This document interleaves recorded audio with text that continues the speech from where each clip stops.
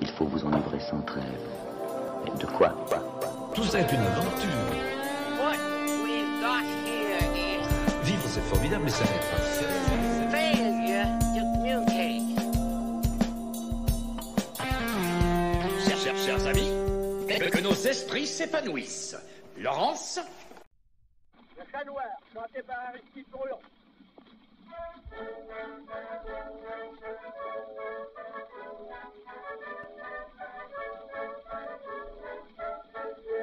La lune était sereine, quand sur le boulevard, je vis poindre ce cèdre qui me dit, cher Oscar, d'où viens-tu, vieille branche? Moi je lui répondis, c'est aujourd'hui dimanche, et c'est demain lundi. Je cherche fortune autour du chat noir, au clair de la lune, à mon meurtre. Alors c'était un extrait du Chat Noir, chanté par Aristide Bruant, chansonnier réaliste, poète de l'argot et figure mythique de la butte Montmartre. Oui, c'est du Chat Noir aujourd'hui et de ses artistes, de ses poètes et de ses chroniqueurs dont il sera question. Parce que c'est un jeune cabaretier originaire de Châtellerault, Rodolphe Salis, que l'on doit la fondation de l'un des lieux les plus mythiques du Paris de la Belle Époque, aménagé dans un ancien bureau de poste au 84 boulevard Rochechouart, une de ses deux adresses, à Paris. Donc il s'agit bien du cabaret du Chat Noir. Situé sur la butte Montmartre, ce cabaret, le premier, dit-on, équipé d'un piano, devient très vite le lieu de rencontre par excellence du tout Paris. C'est le palais des poètes, des écrivains, des peintres, des penseurs, dont beaucoup feront partie du panthéon artistique français et dont beaucoup aussi seront complètement oubliés.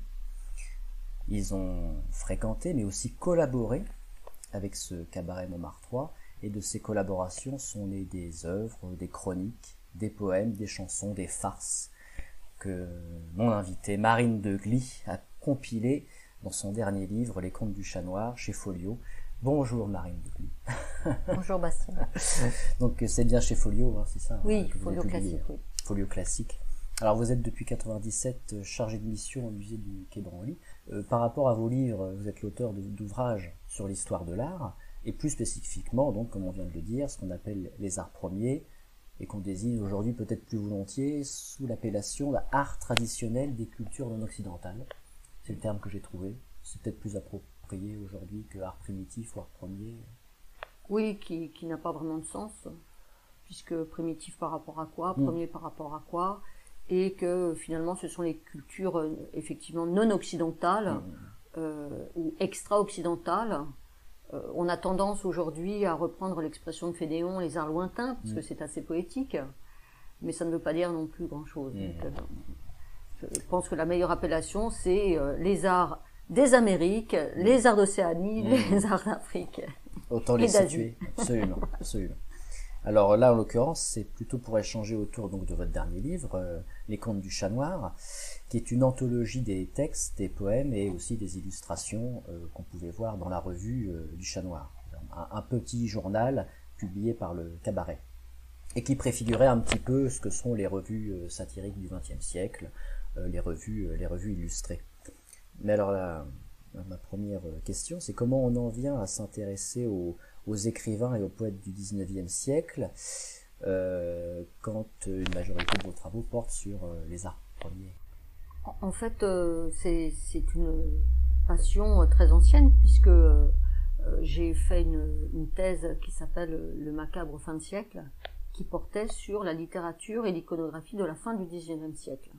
J'ai été amenée, à cette époque-là, à consulter beaucoup de revues de cette époque, dont le Chat Noir qui m'avait évidemment fasciné. La Plume, le Courrier français, l'Assiette au beurre et tant d'autres. Et donc c'est cette passion pour ces revues qui foisonnaient d'auteurs importants ou oubliés, que je n'ai jamais oubliés, et qui m'a donné aussi envie de replonger dans cette époque. Il se trouve que, étant la possession des originaux du Chat Noir, j'ai été évidemment amenée à pouvoir consulter tous ces volumes merveilleux aussi bien tant sur le plan iconographique que sur le plan littéraire, avec beaucoup de facilité. Est-ce qu'ils avaient, grâce aux expositions universelles, découvert des arts des autres continents? Est-ce que ça a influencé un peu Oui, le travail? le japonisme, évidemment. Ce qu'on appelait les japonaiseries ou les japoniaiseries, d'ailleurs, avec en tête Henri Somme, qui était à la fois écrivain, illustrateur, Henri Rivière, évidemment, qui s'est beaucoup, qui était très très influencé aussi par le japonisme, bien d'autres. Et donc cette mode du japonisme était, on la retrouve d'une façon très très prégnante dans le Chat Noir. Les autres cultures un petit peu moins, parce que par exemple l'Afrique, hélas, n'est présente qu'à travers une image du colonialisme assez caricaturale, même si on ne sait jamais où se situent véritablement les artistes qui montrent ce colonialisme comme une chose absolument terrifiante, mais on ne sait jamais de quel côté il se place vraiment. Donc ça, c'est toujours l'ambiguïté du Chat Noir, ambiguïté qu'on retrouvera d'ailleurs à l'époque au moment de l'affaire Dreyfus, où on trouve effectivement vraiment des anti-Dreyfusards, comme le magnifique Villette. On est très étonné de voir que dans l'œuvre de Villette, il y a une virulence terrible, une virulence antisémite, en même temps que par exemple Jean-Louis Forain, avec lequel il a fait un journal qui s'appelle Pchit, qui est d'une violence terrible. Voilà. Donc là, je digresse, mais c'est pour dire que finalement, dans le Chat Noir, on ne peut pas vraiment parler d'une identité, une identité réelle. Ouais. Pour en revenir au cabaret en lui-même, dans quel contexte il apparaît, ce Chat Noir? Alors, ce Chat Noir apparaît dans un contexte déjà d'effervescence artistique assez important.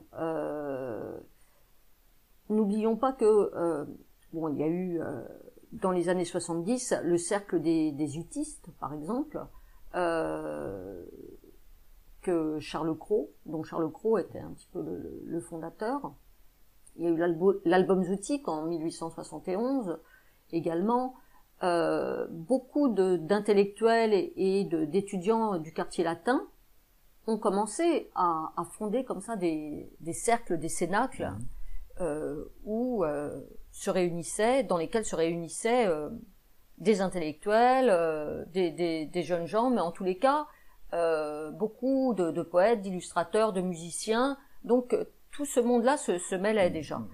Et ensuite, il y a eu en fait plusieurs, je dirais, sources importantes pour le Chat Noir. Et d'abord les hydropathes. Les hydropathes, c'est quand même Goudot qui en est le fondateur. Émile Goudot, qui sera d'ailleurs aussi le rédacteur en chef du Chat Noir et qui accompagnera Salis après la disparition des hydropathes. Alors les hydropathes, c'est pareil, c'est quand même un lieu où se réunissent les étudiants du quartier latin, mais les artistes également. Et ensuite, il y a un journal qui suit. En 1878, il y aura 32 numéros, me semble-t-il, suivis du Tout Paris, 4 numéros. Donc tout ça, en 1 an et demi, 2 ans, montre une espèce de modernisme incroyable, avec Cabriole qui faisait les illustrations, la première page, donc Georges Lorrain de son vrai nom, et on y trouvait tous ceux qu'on retrouvera au Chat Noir, comme donc Goudot, Rollinat, Alphonse Allais, Paul Verlaine, Jean Richepin, donc des noms importants, Charles Cros, je l'ai dit, Sarah Bernard, Coquelin-Cadet, enfin voilà, donc des gens qui à l'époque étaient déjà assez prestigieux et qu'on retrouvera évidemment au Chat Noir. Et qui feront carrière dans la littérature. Tout à fait. Et c'est le contexte politique qui aide à cette effervescence. On sait que c'est la grande époque des cafés, avec énormément de débits de boissons, donc les gens peuvent se retrouver, ils peuvent créer des clubs, il y a aussi la liberté de la presse. Bah, c'est ça. Alors, en fait, ce qui est absolument primordial, c'est cette fameuse loi de juin et juillet, ces deux lois de juin et juillet 1881 sur la liberté de réunion et la liberté de presse. Donc, on peut effectivement s'exprimer de façon beaucoup plus libre. Hein. La censure n'est plus de mise, sauf vraiment dans des cas très très particuliers. Et donc des insultes, par exemple. Et même le père la pudeur, René Béranger, n'a plus trop son mot à dire. C'est une époque où on assiste à l'explosion de la presse satirique.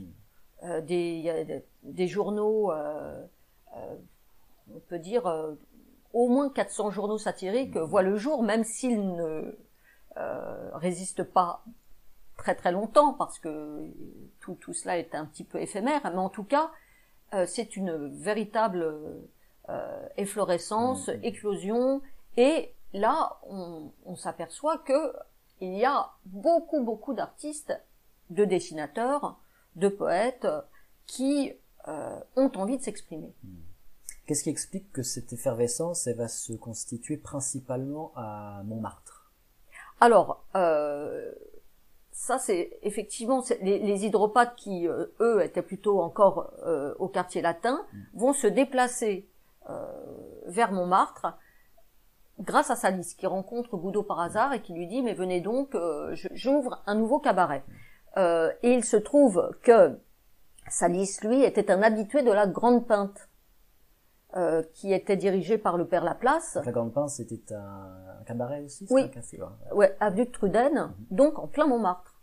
Et on peut vraiment dire que le cabaret qui a été une sorte de source pour Salis, c'est la Grande Pinte. C'était une sorte déjà de petit musée. Il y avait des fresques, il y avait une ambiance moyenâgeuse que Salis a voulu ensuite restituer. Cabinet des curiosités, un petit peu. Cabinet de curiosités. Et puis avec des figures tutélaires qui sont un petit peu les mêmes qu'à la Grande Pinte, à savoir Rabelais, Balzac, que Salis d'ailleurs reprendra dans ses contes plus tard. Donc c'est ce Moyen-Âge qui a une saveur particulière parce que déjà et puis j'oublie et le Grand Villon François Villon. qui a été toujours extrêmement important dans le Chat Noir. On voit de lui des effigies, on en parle dans le journal, c'est vraiment une grande figure. On redécouvre un peu le Moyen-Âge aussi à cette période-là, oui. 19e siècle. Il y a un retour, un engouement pour le gothique, pour la pensée du Moyen-Âge. Et pour la langue.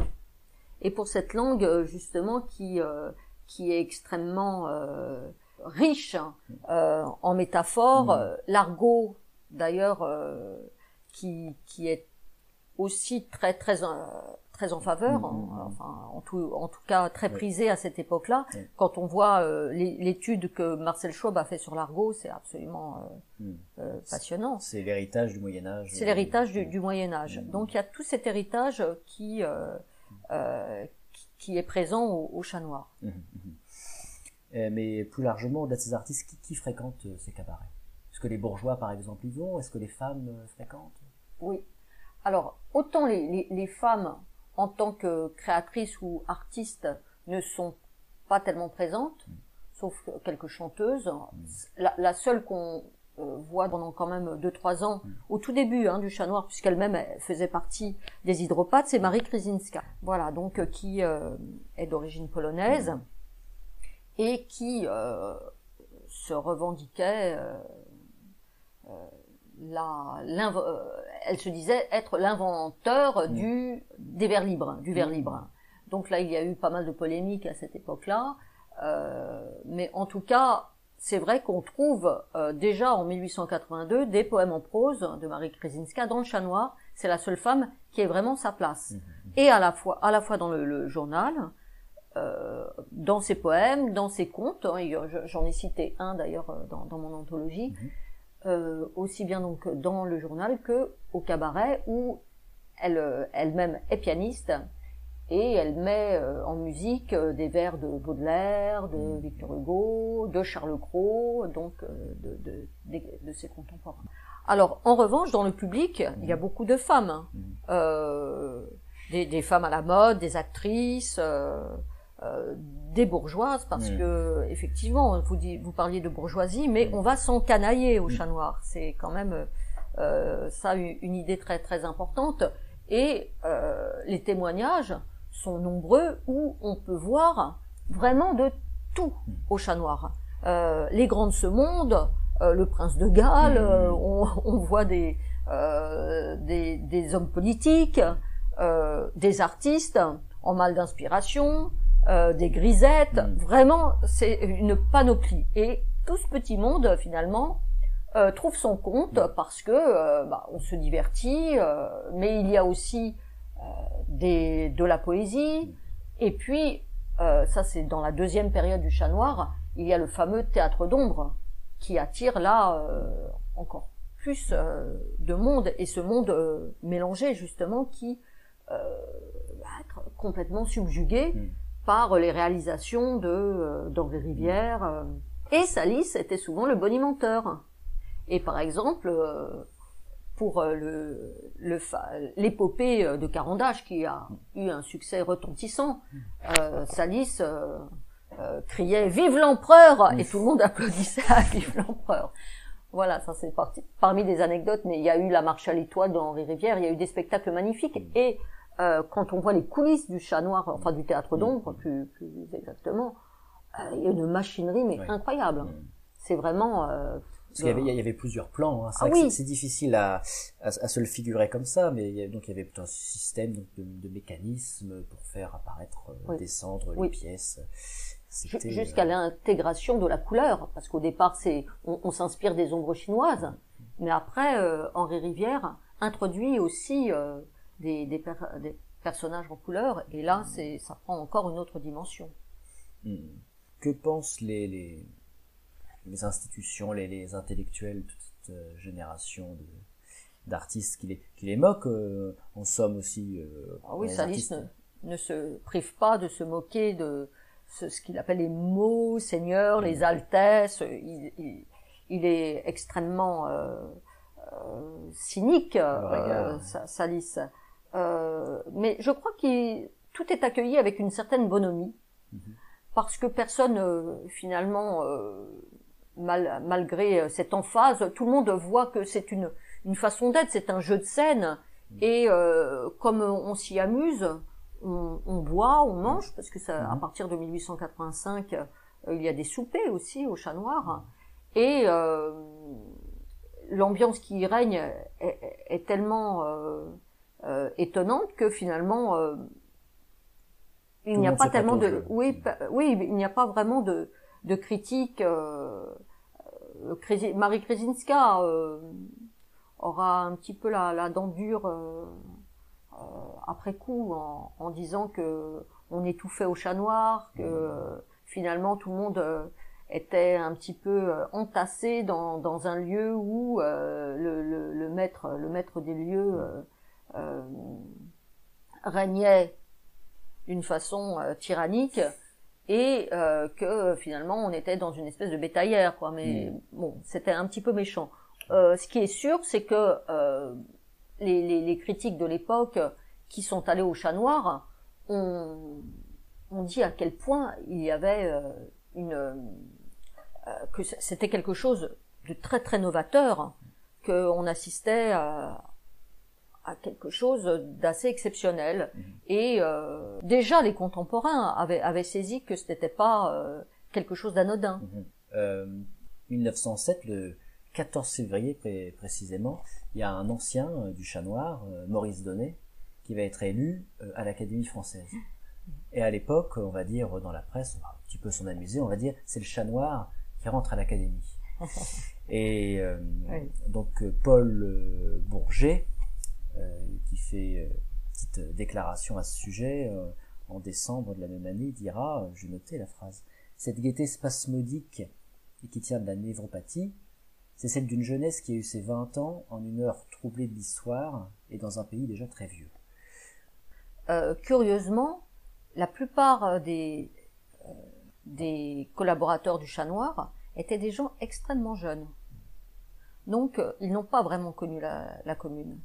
Peu d'entre eux l'ont connu. André Gilles, qui meurt fou, et d'ailleurs on dit qu'il a été très très marqué par cet épisode de la semaine sanglante notamment. Donc, mais la plupart des auteurs du Chat Noir ou des illustrateurs n'ont pas connu. Celui qui a été le plus marqué par cette époque et qui ne l'a pas connu non plus, d'ailleurs, c'est Jules Jouy, le poète chourineur, le poète qui, lui, a écrit des milliers de textes, tous plus vengeurs les uns que les autres, contre le général Boulanger et contre toutes les institutions, quelles qu'elles soient.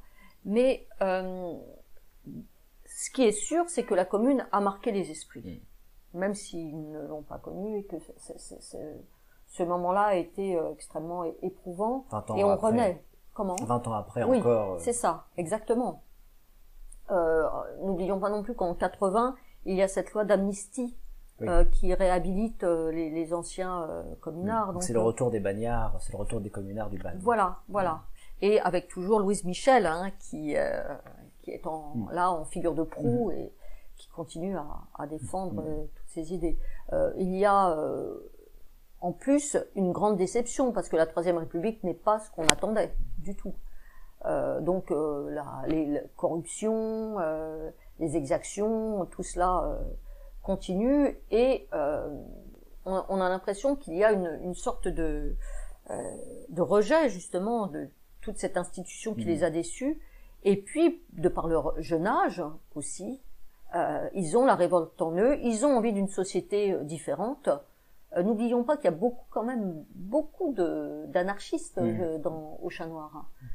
Des gens tout à fait extraordinaires comme Paul Signac, qui a 19 ans quand il commence à écrire des contes parodiques de Zola, qui fait des blagues absolument incroyables pour le faux décès de Rodolphe Salis. Il est déguisé en religieuse, enfin c'est un pitre incroyable, Signac, on n'imagine pas du tout. Ensuite, lui, il abandonne la littérature pour devenir peintre, le peintre néo-impressionniste qu'on connaît, qui est absolument fabuleux. La dernière exposition a montré en plus qu'il avait un goût exquis par rapport à ses contemporains. Signac, un grand monsieur, proche de Fénéon, proche de Pissarro, proche de Mallarmé qui a pris la défense de Fénéon au procès des 30. Donc cet esprit d'anarchisme littéraire, c'est quand même quelque chose qui marque aussi les esprits. Après, donc, dans les années 92-94, il y a les attentats anarchistes, c'est encore une autre période avec la création du Père Pénard en 89, Zodaxa, La Feuille en 97. Il y a tout un courant déjà dès les années 80. Est-ce que ça compte aussi le fait que tous ces artistes ils sont installés à Montmartre et que la Commune ait commencé à Montmartre, que la révolte ait commencé là? Ça compte, ça? Bah bien sûr. En plus, il y a le Sacré-Cœur. Donc, parce que s'il y a bien quelque chose qui les unit, alors on trouve des anti-Dreyfusards, mais s'il y a bien quelque chose qui les unit tous, quasiment tous, c'est l'anticléricalisme. Ça, c'est vraiment... sauf Léon Bloy. Léon Bloy, lui, catholique, mais catholique tellement particulier que, voilà, il a été absous, mais lui-même, de toute façon, s'est fâché avec Salis et ne restera pas très longtemps au Chat Noir. Et ce n'est pas sa verve de croyant qui sera appréciée au Chat Noir, mais au contraire, c'est plutôt son aspect polémique, de polémiste virulent et de découvreur de gens comme Rolina ou Lautréamont, par exemple. On remarque quand même que c'est très hétérogène dans ce cabaret, les points de vue politiques, les points de vue philosophiques. Ça peut arriver qu'il y ait eu des prises de bec ou des vrais conflits entre ces artistes. Oui. Blois notamment s'est fâché un petit peu avec tout le monde parce que lui a condamné d'une façon très très méchante Villette, alors que Villette lui justement s'imposait comme un petit peu quelqu'un qui s'opposait à la censure, à tout ce qui était de l'ordre des interdits. Donc, il a été jugé, son œuvre a été jugée comme pornographique. Donc, il y a eu des problèmes, par exemple, avec Villette et André Gilles aussi a été... André Gilles, oui, complètement. Oui, lui aussi, il a subi la censure. Donc, oui, les artistes devaient quand même passer outre, même s'il y avait, comme on disait tout à l'heure, cette loi qui permettait de franchir un petit peu tous les cadres répressifs. Bon. Mais ce qui est sûr, c'est que la liberté d'expression était quand même là. Oui, vous parliez de chicane, de disputes, mais au Chat Noir, c'était souvent sur des petits sujets, c'était rarement de grandes choses. Je n'ai pas souvenir vraiment de querelles sur le plan politique. Non, finalement, c'était des mystifications. On disait que l'autre vous avait plagié, mais finalement, la politique n'était pas quelque chose de si important que ça. Goudot mettait quand même en avant le personnalisme, l'individualisme. On disait que c'était la liberté qui devait être défendue. Donc la liberté d'expression, chaque individu avait sa raison d'être, d'où d'ailleurs aussi ce lien avec l'anarchisme littéraire. Et certes, bon, sur le plan politique... L'affaire Dreyfus n'a pas mis un pavé dans la mare. Non, c'était fini l'affaire Dreyfus. N'oublions pas que Salis est mort en 97. L'affaire Dreyfus commence un petit peu à cette époque-là, mais Zola, j'accuse, c'est 98. Donc c'était les prémices de l'affaire Dreyfus. Et non, il n'y a pas eu beaucoup de lutte intestine par rapport à ça. Alphonse Allais lui-même était assez neutre, il est resté prudent. Oui, tout à fait. Alors il y a ce mélange des états d'esprit et des points de vue politiques et philosophiques, mais il y a aussi un mélange des classes sociales. Là, on a des grandes richesses qui côtoient, qui trinquent avec des gens très très pauvres, aux limites de l'indigence.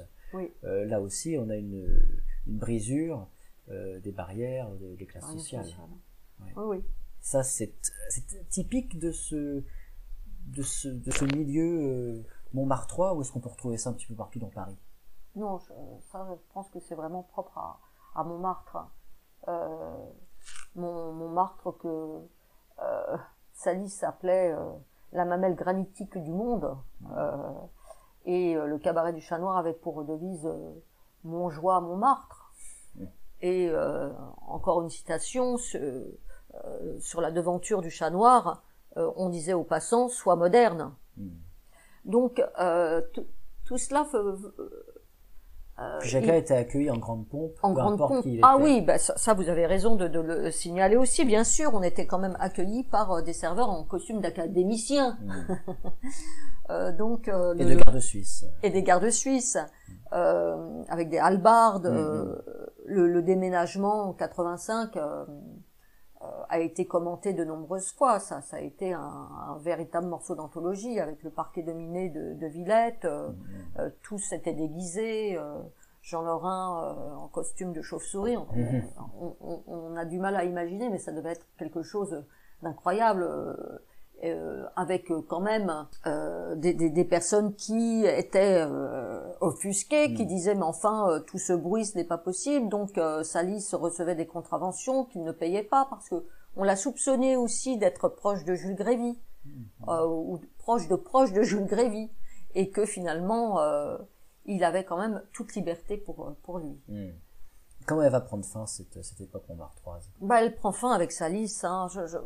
On a vraiment l'impression, enfin, l'époque montmartroise continue, mais si on lit Carco, Macorlan, donc qui sont des nostalgiques de cette époque de Montmartre, Il y aura quand même Jules de Paquis, extraordinaire personnage aussi, qui va devenir le président de la République libre de Montmartre dans les années 20, peu de temps avant sa mort, qui était un personnage extrêmement pittoresque aussi. Donc, bien sûr, il y a eu encore pas mal de soubresauts, mais la mort de Salis a été quand même une sorte de descente aux enfers, je dirais, de cet esprit montmartrois. Lui, déjà avant son cabaret en 93, c'est déjà le début de la fin. En 94, il revient, mais il commence à être malade. Et puis finalement, ce qu'on retient du Chat Noir les dernières années, ce sont les tournées en province, les tournées même à l'étranger, en Algérie par exemple. Là, alors on parlait de querelles, là il y a de grosses querelles entre Salis et certains représentants collaborateurs du Chat Noir qui font des tournées en s'arrogeant le titre de tournée du Chat Noir en l'absence de Salis. Et Salis a fait des procès, enfin un procès retentissant contre ses anciens collaborateurs, dont faisait partie par exemple Jouy, Delmet, Furcy et d'autres, et qui d'ailleurs a abouti à... C'est quand même Salis qui a réussi à gagner encore un petit peu d'argent suite à ces différends. Et voilà, on est quand même avec la fin du Chat Noir, il y a une sorte de déshérence, de désaffection aussi de cet esprit de fête qui a régné tout au long de ces 15 années. Oui, il y avait une truculence, et puis des personnages comme Georges Auriol, Goudot, qui était aussi un bout en train, paraît-il, hein. Lui, il est parti assez tôt. Mais après, évidemment, Alphonse Allais, qui est une figure essentielle du Chat Noir, aussi bien au cabaret que avec toutes ces blagues de potache, en tant qu'écrivain, Allais a pu devenir un écrivain important grâce au Chat Noir, entre autres. Hein. Et Maurice Donnet aussi, quelque part. Alors Maurice Donnet, oui, lui, il est arrivé plus tardivement. Mais lui, c'est plutôt le chroniqueur du Chat Noir. Hein. Il est connu pour son livre Autour du Chat Noir, qui retrace très très bien toute cette époque. Et qui on sent d'ailleurs dans Autour du Chat Noir que le chant du cygne apparaît juste avant l'arrivée du XXe siècle, quoi. C'est vraiment 98, c'est quand même aussi la vente d'un nombre impressionnant de lots par Gabrielle Salis, la femme de Rodolphe, qui vend tout ce que possédait Rodolphe, son mari, et c'était énorme. Il y avait au moins 700 lots dans cette première vente aux enchères de tout ce qui constituait le fond du Chat Noir, du cabaret. Donc, il y avait les œuvres de tout. Le mobilier, les œuvres, tout, le piano. Ouais. Et là, on se dit, quand tout est dispersé comme ça dans une vente aux enchères, c'est vraiment la fin. Elle n'avait pas conscience de ce que deviendrait le Chat Noir dans la postérité, Madame Salis. Madame Salis, on ne la connaît pas trop. Ce qu'on sait quand même, c'est qu'elle a demandé un petit peu de sous en 1907 quand Jean Chagot a voulu reprendre le terme de Chat Noir. Donc elle a accepté que ça devienne le caveau du Chat Noir. Donc parce que Salis c'est pour ça qu'il s'est fâché avec ses collaborateurs, parce que le Chat Noir, ça lui appartenait en propre. Et elle a quand même accepté que le nom soit de nouveau repris par quelqu'un qui ne faisait pas partie du Cénacle à l'époque, mais contre monnaie sonnante et trébuchante. Hein, donc voilà. Parce que quand le cabaret a été vendu, il a changé de nom tout de suite. Oui. Bon, avec tous ces écrivains et ces artistes qui vont survivre encore un petit peu jusqu'après la Seconde Guerre mondiale. Je pense que les derniers ont dû mourir dans les années 40. Oui, c'est ça. Oui, le dernier, je crois que c'est Vincent Ispa, qui est mort en 50, et qui lui a continué à chanter dans des cabarets divers et variés Mais Tu avais travaillé avec Satie d'ailleurs. oui, C'est ça. oui, Satie, oui, c'est vrai que si on cite toutes les personnalités importantes qui ont gravité autour du chat noir, c'est impressionnant.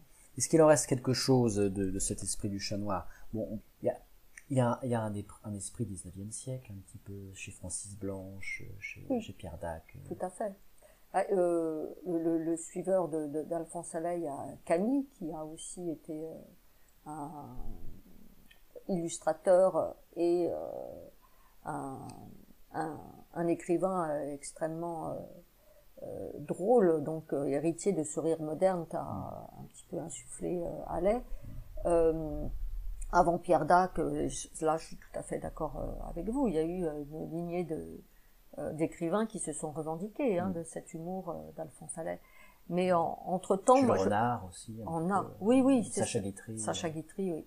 Et peut-être faut-il citer quand même, même s'ils ne se sont pas revendiqués directement du chat noir, mais ils en sont quand même un petit peu les héritiers, c'est le dadaïsme.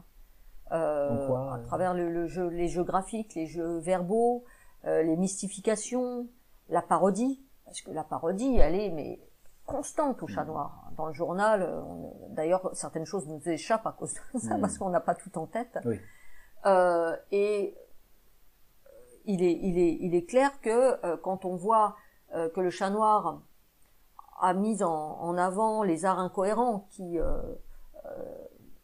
a été aussi un petit groupe absolument incroyable. Donc c'est né ça dans 82, je crois, c'est Jules Lévy qui a organisé une exposition avec des gens qui ne savaient pas dessiner, soi-disant.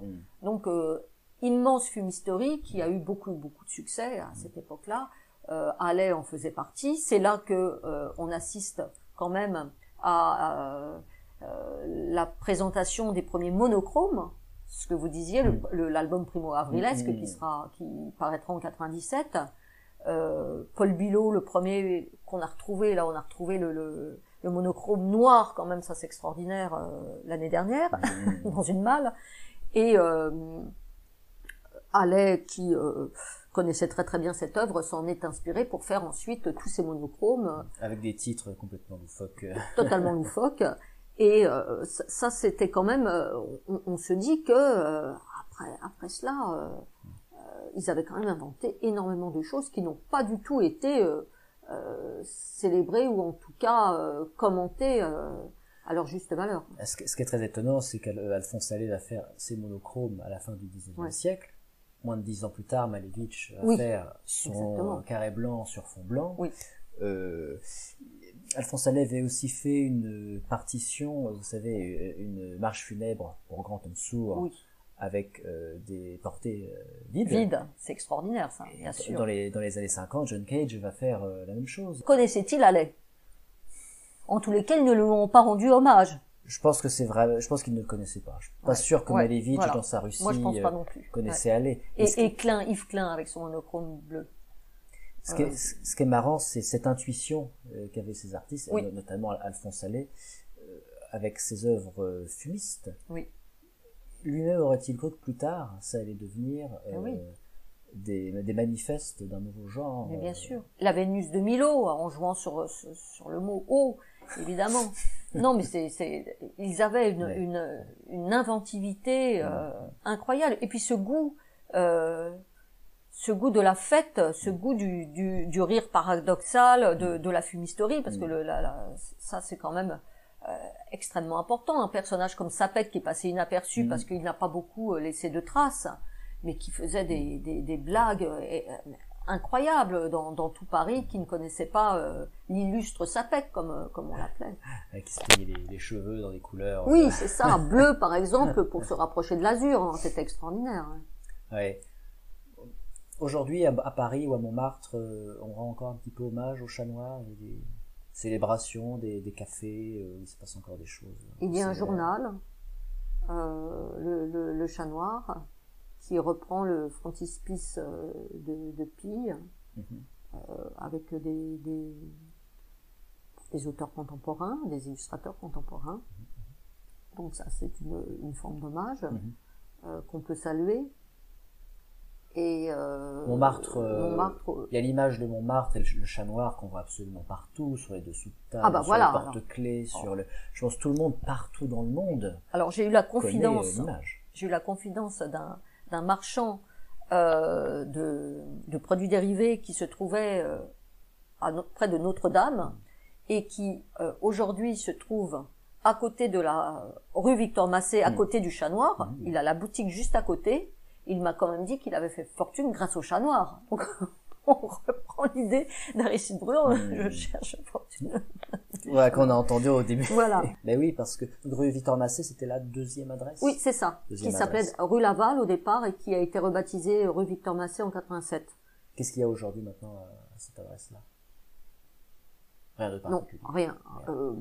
Je ne sais pas exactement. Peut-être un cabinet médical. Mais en tous les cas, il y a toujours là une pancarte et puis Une plaque. une plaque et puis quelques dessins, quelques tags qui ont été récemment, je pense, réalisés. Mais j'ai l'impression qu'il y a un regain d'intérêt pour cette époque, que la jeune génération redécouvre un petit peu tout ça et que ce rire qu'on disait moderne à l'époque. Oui, revient à revient, l'actualité, ouais. bien sûr, ouais. C'est vrai. Et citons des cafés comme l'Enfer, comme le Rat Mort, parce qu'on avait découvert un Rat Mort, la Taverne du Bagne de Maxime Lisbonne, qui est lui-même un ancien communard, et les serveurs avaient des boulets aux pieds. Des choses comme ça, on n'imagine pas que ça puisse encore exister. Donc c'était une époque foisonnante. Les façades, les décors décors magnifiques ouais. qu'on imagine. D'ailleurs, c'est dommage qu'on les ait perdus. Oui. Ça a été sûr. détruit parce que bon, à l'époque, personne ne trouvait que ça avait un intérêt particulier. Ouais, mais aujourd'hui, on revoit les photos de ces façades de cabaret. Ouais. Et l'enseigne de Villette qui est tellement belle avec ce chat hérissé sur son croissant de lune. Elle est où maintenant cette Elle est cette au musée enseigne Carnavalet. Ah ben, dis donc, Ah oui. revenir sur toute cette époque-là. Ouais. C'est vraiment un voyage dans le temps très agréable. Oui. Parce que bon, des gens qui nous faisaient rire, qui n'avaient pas Oui. forcément la vie très gaie, comme disait Non. Jean-Pierre Armango. La plupart, ils se posaient pas de questions s'ils devaient choisir entre le gaz et l'électricité pour se chauffer. Ouais, c'est ça. La plupart se chauffaient pas. Et pourtant, on en garde un souvenir de gens qui nous font encore rire plus d'un siècle après. Oui. Un rire glaçant parfois. Oui. C'est glaçant. L'humour Vraiment. noir était très très présent. Hein. On n'avait pas peur de jouer avec la mort, de parler de la mort. De la mort et de l'amour. Et de aussi. l'amour, oui, tout à fait. La pauvreté. Parce qu'il y a les contes noirs et les contes roses. Hein. La pauvreté, la plupart de ces artistes n'excédaient pas l'âge de 50 ans quand même. Beaucoup mouraient alcooliques. Beaucoup mouraient alcooliques. La fée verte, l'absinthe, que vous connaissez bien, a été quand même un fléau terrible. Les maladies, quand on pense que Jules Jouy, qui a écrit je ne sais combien de chansons, des milliers de chansons, il est mort à 42 ans. Mac Nabb a une trentaine d'années. Enfin, Gilles, pareil. Ça a été une hécatombe. Oui, beaucoup mouraient fous aussi. Sapek, dont on parlait, est mort fou. C'est une fin tragique quand même, hein, Oui. pour tous ces artistes. Oui. Ah oui. Leur vie contraste vraiment avec... Exactement, avec ce qu'il en l'image. reste. Ouais, l'image qui reste du Chat Noir. Donc une époque festive, une Ouais. époque extrêmement joyeuse, avec beaucoup d'amitié aussi, de chaleur humaine. Camaraderie. Camaraderie, exactement. Et finalement, une grande détresse, une grande misère sociale et morale. Tout à fait. Tout à fait. Et j'ai l'impression aussi qu'il y avait une acceptation du rire, du sourire, de la moquerie, parce que quand on voit par exemple tous ces personnages qui ont été raillés, comme Émile Zola, comme Francisque Sarcey, bon, il y a bien eu quelques duels à l'époque. Péladan, qu'on appelait Pédalan, ou Poil aux dents, lui aussi. Le Sar. Le Sar, il a voulu intenter un procès à Salis. Il y a eu aussi un duel qui devait avoir lieu entre deux, et Péladan a dit qu'il ne se battait qu'avec ses pairs.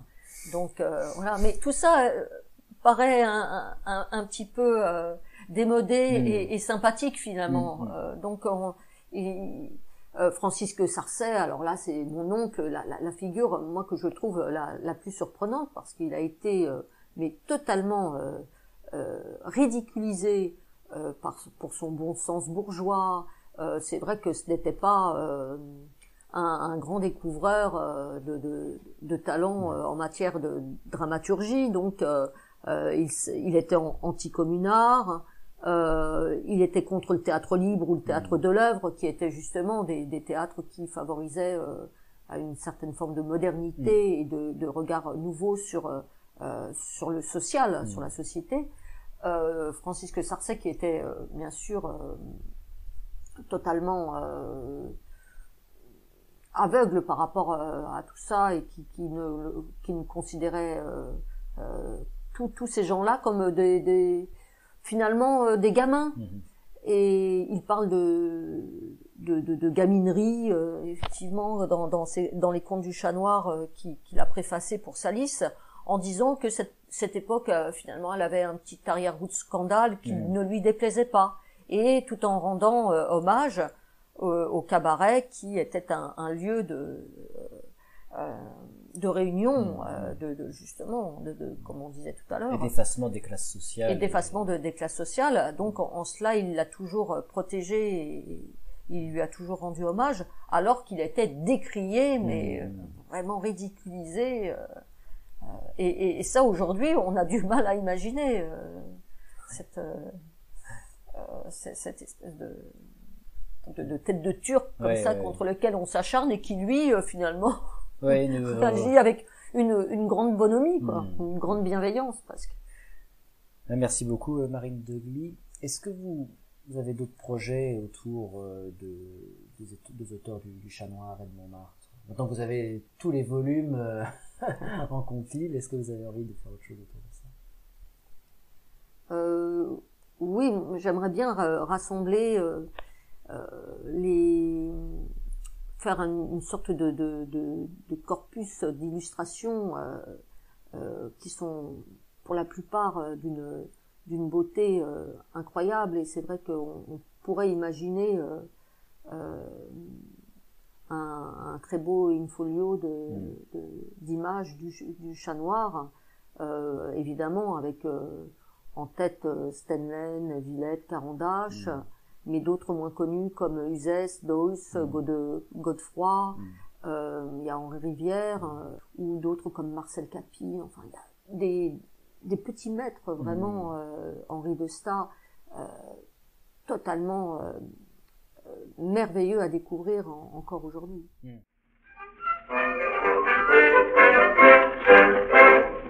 Il y a dans la plaine, boulevard des Italiens, un tas d'énergumènes qui soient très parisiens. C'était le Chat Noir, l'adresse de la Belle Époque, avec la participation de Marine Degly. Si vous avez aimé cette interview, n'hésitez pas à la partager autour de vous et à la faire écouter. Qui sait, peut-être habitez-vous dans une ville où il y a un bar ou un restaurant qui s'appelle le Chat Noir. En ce cas, saluez-les bien de ma part. C'était les causeries de Culture Sphère. À très bientôt.